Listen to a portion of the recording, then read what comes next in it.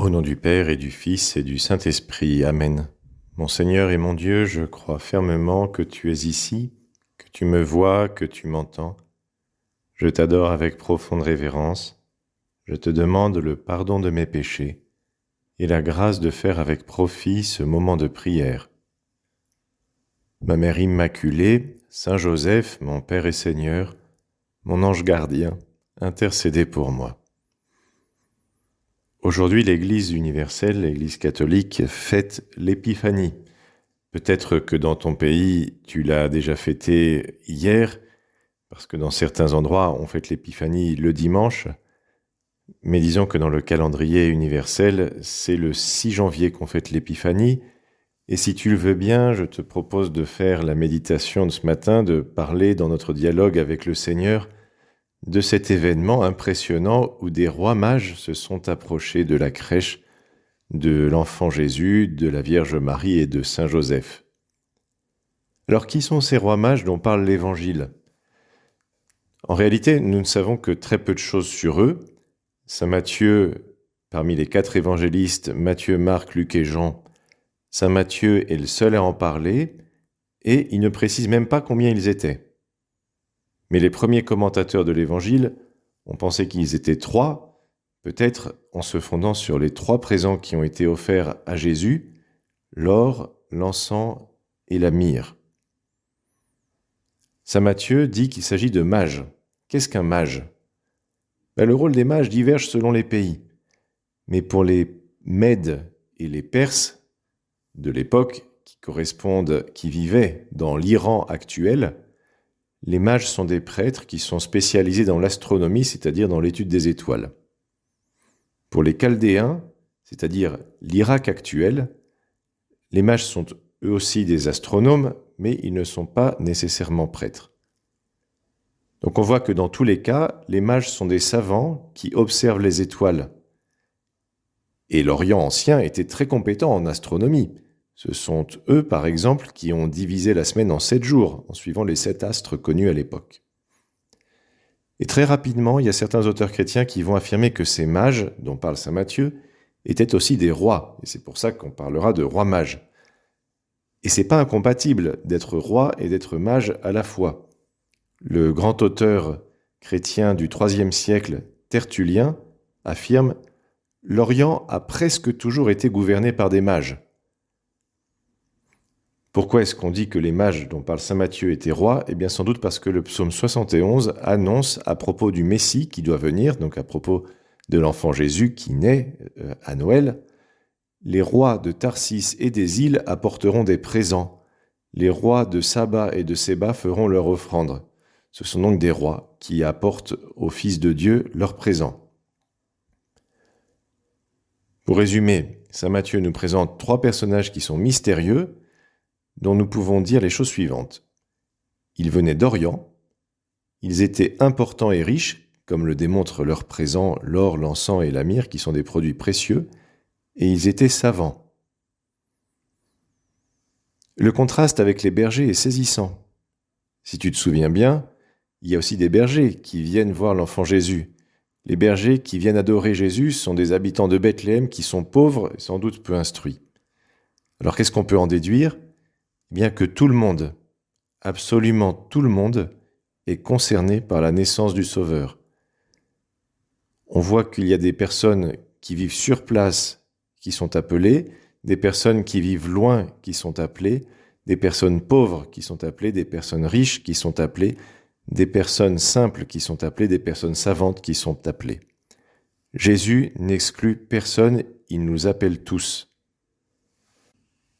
Et nous qui sommes des disciples du Christ, nous sommes nous aussi, toi et moi, appelés à parler de Jésus à tout le monde. Bien sûr, nous parlons suivant ce que les gens sont capables de recevoir, mais nous sommes envoyés auprès de tout le monde, et auprès de tout le monde, nous pouvons être témoins de l'amour de Dieu, cet amour que nous voyons dans la crèche, près de l'enfant Jésus, avec l'enfant Jésus qui est auprès de Saint Joseph et de la Vierge Marie. Alors les rois mages, revenons aux rois mages, ils ont parcouru un long chemin pour venir voir Jésus.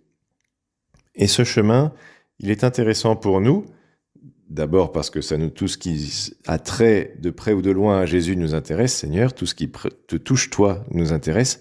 Également parce que ce chemin peut être comme un symbole ou un résumé de notre vie spirituelle.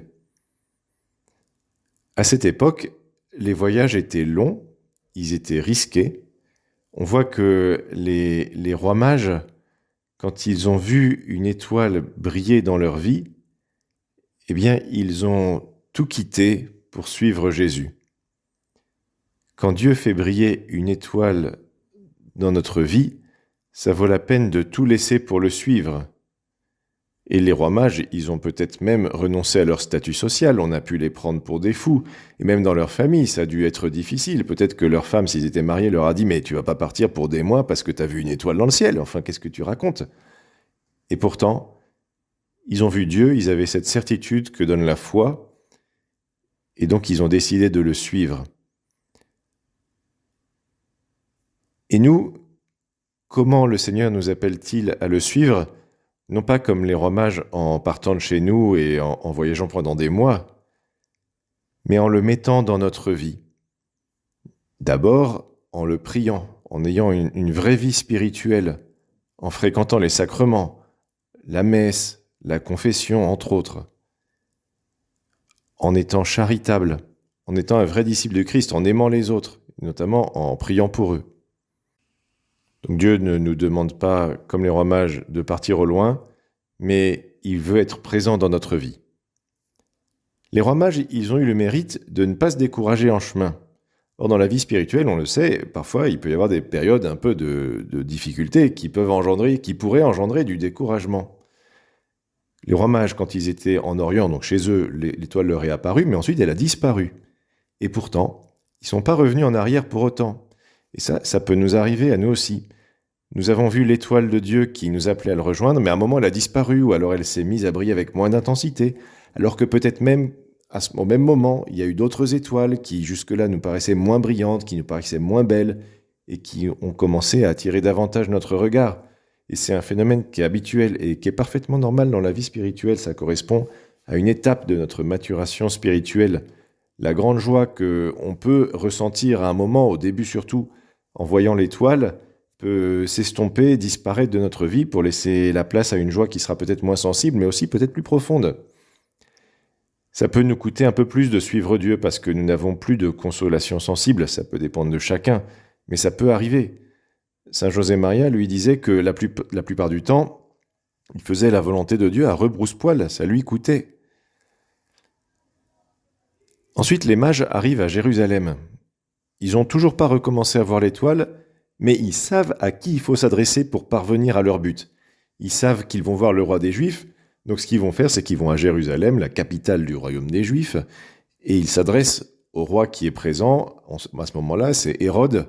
Il lui demande « Où se trouve le roi des Juifs ? Nous sommes venus l'adorer. » Je passe sur le fait que Hérode est un personnage imprésentable qui a très peur quand on lui dit qu'il y a le roi des Juifs qui est né, parce qu'il n'en savait rien et il a peur de se faire prendre son trône. Donc passons là-dessus. Mais Hérode convoque les sages de son royaume et leur demande où doit naître le Messie, où doit naître le roi des Juifs. Et c'est à ce moment-là que les sages du royaume disent « Il naisse à Bethléem ». Les rois mages ont recours aux bonnes personnes pour les aider à avancer sur leur chemin, à atteindre leur but. Et nous aussi, eh bien, nous pouvons et nous devons même avoir recours à d'autres personnes qui vont nous aider sur notre chemin de vie chrétienne, qui vont nous aider en nous donnant la doctrine chrétienne, ça c'est le catéchisme, c'est la théologie, mais qui vont aussi nous aider d'un point de vue personnel, par la direction spirituelle, parce que on aura du mal à progresser dans la vie chrétienne si on n'a pas de direction spirituelle. Saint Bernard disait « Celui qui, dans la vie spirituelle, veut être son propre directeur spirituel, devient le disciple d'un idiot, parce qu'on a besoin du regard d'un autre. Et Dieu se sert de la direction spirituelle pour nous guider. » Donc, comme les rois mages, eh bien, adressons-nous aux bonnes personnes. Donc les rois mages sont envoyés à Bethléem, et là, ils retrouvent l'étoile. Ils éprouvent, dit l'Évangile, une grande joie, une très grande joie. Et on le comprend, ils ont voyagé pendant des mois, Et voilà que cette étoile qui avait disparu, il la revoit de nouveau. Alors nous aussi, eh bien, le Seigneur nous donne cette très grande joie de le trouver, et en particulier de le trouver pendant la période de Noël. Demandons-lui pour nous-mêmes, demande-lui pour toi-même, pour tes amis, pour ta famille, pour toutes les personnes que tu aimes, mais aussi pour le monde entier, la grande joie de le trouver juste à côté de celle qui prie toujours pour nous, et de celui qui prie aussi toujours pour nous, la Vierge Marie et Saint Joseph.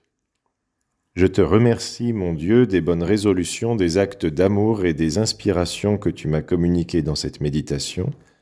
Je te demande de m'aider à les mettre en pratique. Ma Mère Immaculée, Saint Joseph, mon Père et Seigneur, mon ange gardien, intercédez pour moi.